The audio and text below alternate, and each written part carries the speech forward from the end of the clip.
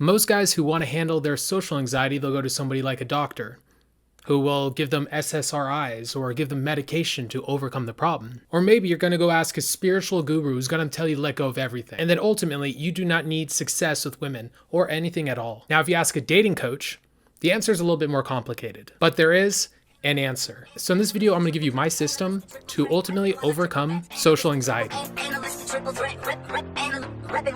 Look, I live like a rebel, I'm resilient. I'm a star, not a general civilian. Got a white girl. Firstly, we have to understand what you're fighting. Social anxiety isn't a personal flaw. It's not a weakness. It's not a lack of charisma. It's a learned fear response. Your brain is predicting danger where there isn't any. All looks stupid. She's going to reject me harshly. Everyone's going to notice my nervousness. The goal isn't to eliminate fear. It's to teach your nervous system that these things are not a big deal. So imagine anybody who is relaxed in a situation where you yourself would not be. Think about it. MMA fighter walking into the ring to go fight some monster. You would be terrified. Yet somebody like Conor McGregor walks into the ring ready to go, right? Relaxed, calm, even excited. Why is he like this? Why is that not such a big deal to him? And how can you develop that yourself? Step number 1, leave the house. Avoidance is what keeps anxiety alive. If you're somebody who's afraid to go talk to women or afraid to go make friends, part of it is because you've been avoiding it. If you didn't avoid it, you wouldn't be afraid of it. So let's start spinning this around. We don't need to slam this into place, and you don't need to, as of today, act like this confident, outgoing social person, but we need to start tiptoeing in that direction. A really simple way for a lot of my very beginner and very nervous clients that I work with is to just leave the house. Go to a cafe.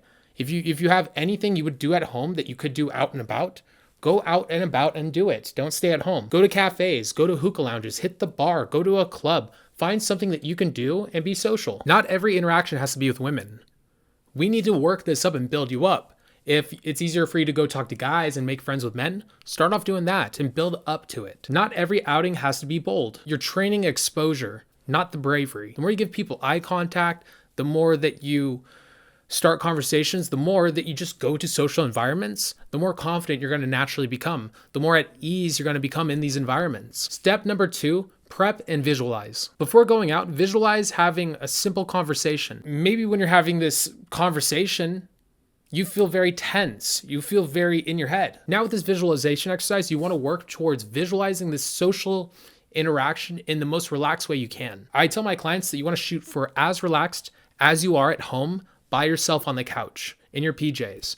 I want you guys to start reaching that level of relaxation in social environments. I want you to mentally rehearse calm, relaxed, at ease conversations. Schedule solo social time. This is non-negotiable. Put it in your calendar, 1 week minimum. I want you to set a day in your week aside every week for you just to go and socialize.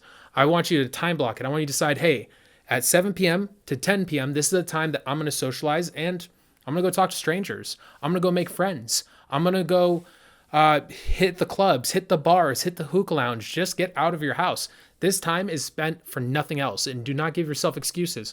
Again, sick, tired, sad. These are not excuses. You have to do this. Thing is, when it's optional and you have a lot of fear towards this, you're going to find any excuse to not do it. So you can't give yourself an excuse until you get over this hump. Step number 4, plan for the worst. Now, some of you guys have already been doing this for a second. You have these litany of bad responses, all these harsh rejections.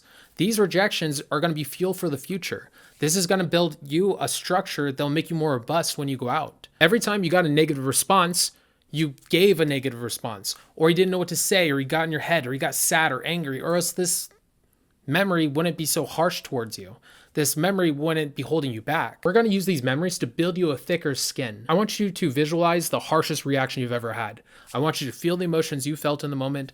I want you to feel in your head, despondent, angry even. The trick to this exercise is now that this is coming up and you're feeling the emotions, I want you to push them down. I want you to try to target the anger. I want you to try to target the sadness, the beating yourself up. I want you to target it and I want you to fix it. As you run this through your head, your ultimate goal when you're visualizing this is to find that calm presence, that meditative headspace that gets you over the hump, that makes rejection not such a big deal. When you train yourself how to feel in rejection, rejection doesn't touch you anymore. And then when rejection doesn't hurt, when negative responses don't affect you, Approaching and talking to strangers is a lot easier. Now, from this point, I want you to build a fear hierarchy. So I want you guys to start baby stepping your way up the social ladder. I want you to start reducing the anxiety one step at a time, one baby step at a time. So we need a fear hierarchy. You need to know where your levels are, what is going to affect you the most. So maybe at a score of 20 out of 100, maybe it's eye contact and a smile. Maybe at 40, it's asking a basic question. Maybe at 60, it's small talk. Maybe at 80, it's flirting. Maybe at 90, it's expressing clear interest. Start at the bottom, work your way up. What is the most you can do at this current moment? How high on this list can you reach? The only way that you fail at this exercise, the only way you fail at doing this is by doing nothing on the list and doing the exact same that you've always done. Work a certain level for a while. Maybe some days you can hit that level. Maybe some days you have to shoot down a little bit, but you're trying to move yourself up the scale little by little as time goes on. Some low to medium examples: eye contact and a smile. Ask a store employee one question. Say one sentence in a group or meeting. Give a low stakes compliment. Make a small mistake on purpose. Drop change. Ask for directions you already know. Approaching with intent or of learning about new social venues you could try out. Whispering compliments. These retrain your brain faster than confidence tips ever will. Number 6, kill catastrophic thinking. So you guys have all these thoughts that are pushing you and driving you towards talking to women. You also have thoughts and mindsets that are making you more confident, they're making you more anxious, and you need to kill the ones that are holding you back from finding that truly deep, powerful version of yourself. You have thoughts that maybe say, if I approach her, I'm going to be wasting her time.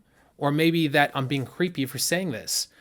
Assuming that you have low value and that by you simply going to saying hi to a girl, that somehow you're taking away from her because your value is so dissonant. Maybe it's thinking that people suck and you don't want to talk to them. Maybe it's thinking that all women hate you. Maybe it's thinking that you're ugly. Maybe it's thinking that it's weird to go talk to strangers. All these thoughts are not helping you out. So you need to start targeting one at a time and fixing them.